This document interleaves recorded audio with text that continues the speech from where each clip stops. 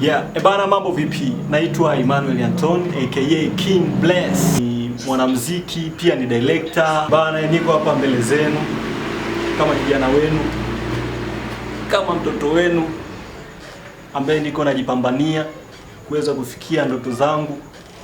Naomba muende kwenye account yangu ya YouTube, mtasubscribe tu.